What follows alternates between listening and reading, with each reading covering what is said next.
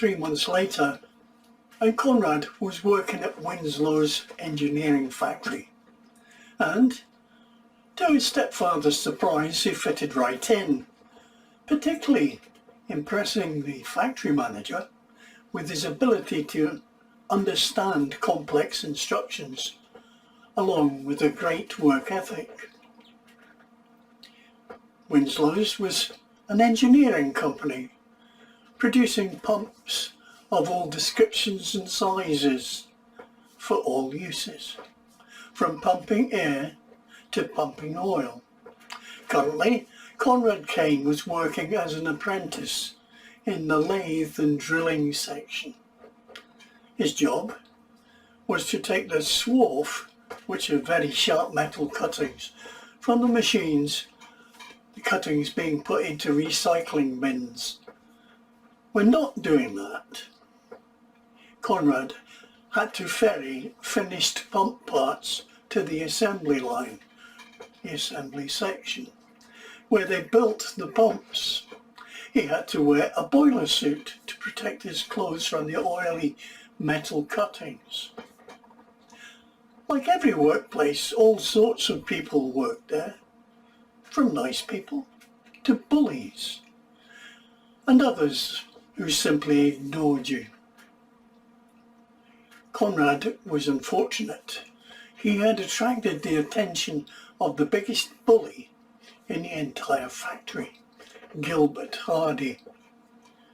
Gilbert was not a lover of anyone in authority, and when Konrad was parachuted into the vacant job at the factory by his stepfather, Gilbert was determined to make the boy's life a miserable one.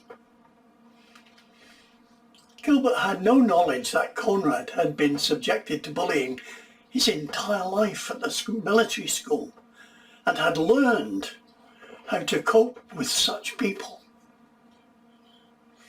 As Konrad approached the center lathe to empty metal cuttings, the operator, apparently on a break, a group of fellow workers suddenly appeared and surrounded him.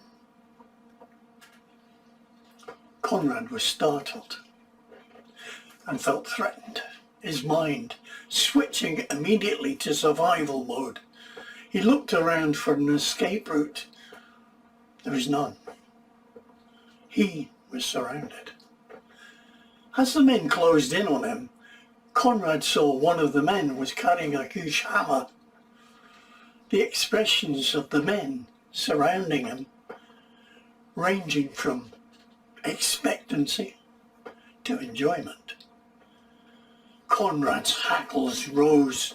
If he was going to have to fight, he was going to take some of them with him.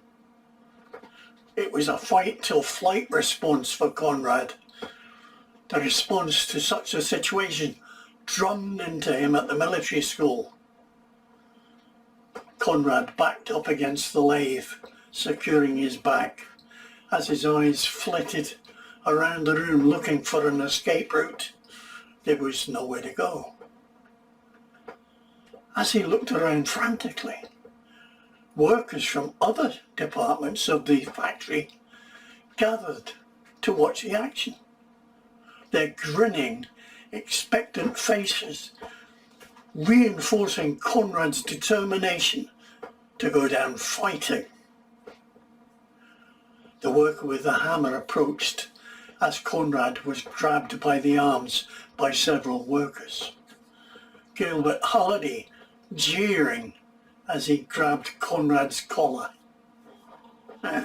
"You're just a newbie, the foreman's favourite.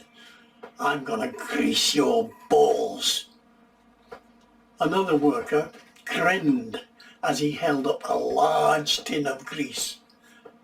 Gilbert was enjoying himself. "Come here, boy." Konrad struggled to break free, but was helpless as he struggled and screamed, "Get off me, or..." Gilbert Hardy leered at him. "Or you'll do what?" Konrad was pulled from the protection of the lathe and slammed to the wooden floor. several workers holding him down. Konrad was furious and struggled to escape, to no avail. The worker with the hammer gave the weapon to Gilbert, while another worker offered him some 6-inch nails.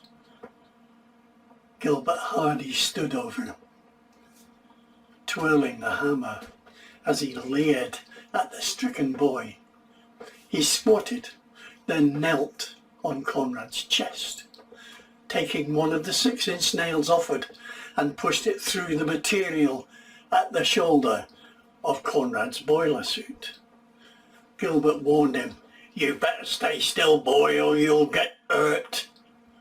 He slammed the hammer down several times until he'd driven the 6-inch nail all the way into the floor, pinning Konrad down. Gilbert moved his position and nailed the other shoulder in the same way, Konrad flinching every time the hammer slammed down. Hardy then moved down Konrad's body and drove nails through the boiler suit at the boy's waist, only leaving the struggling Konrad with his legs free, although pinned wide apart by other workers. Gilbert Hardy stood up and prepared to attack, while Konrad noticed his stepfather standing in the background, watching. He redoubled his efforts to get free. Gilbert Hardy reached down to the buttoned flies on Konrad's boiler suit and undid one of the buttons, then undid the rest. He reached into the open fly and pulled down the zipper on Konrad's trousers, then stood up again. The worker with the grease offered the open tin to him, and Gilbert took a huge dollop of the grease in his hand. He reached down to grab Konrad's penis with his free hand as he jeered, "Here it comes." Konrad gathered all his strength and energy and made a huge effort, kicking his right leg up out of the grasp of the workers holding it, smashing his foot into his attacker's face. Konrad was wearing boots, and blood spurted from Gilbert Hardy's face as the workers holding him down jumped back as Konrad's feet flailed, his boots catching Hardy again as they smashed into anybody within reach. There was a sudden commotion at the back of the crowd, and Alan Robertson, the foreman, pushed through. "Okay, break it up, everybody. That's enough. Get back to work." He pointed to Gilbert, whose face was in a very bad way. "Hardy, get yourself to the hospital." He stared at the other injured workers. "The rest of you get down to the nurse." Konrad managed to get out of the nailed down boiler suit and stood up, the men dispersing as Gilbert Hardy was taken to the hospital. Only the foreman remained. He looked at Konrad reproachfully. "The boys were just having a bit of fun." Konrad was breathing heavily, his nostrils flaring. He was in full fight mode. Nobody was going to attack him and get away with it. He stared at his stepfather in contempt. "I'm going home," the foreman protested. "The shift isn't finished yet." Konrad was in no mood to talk.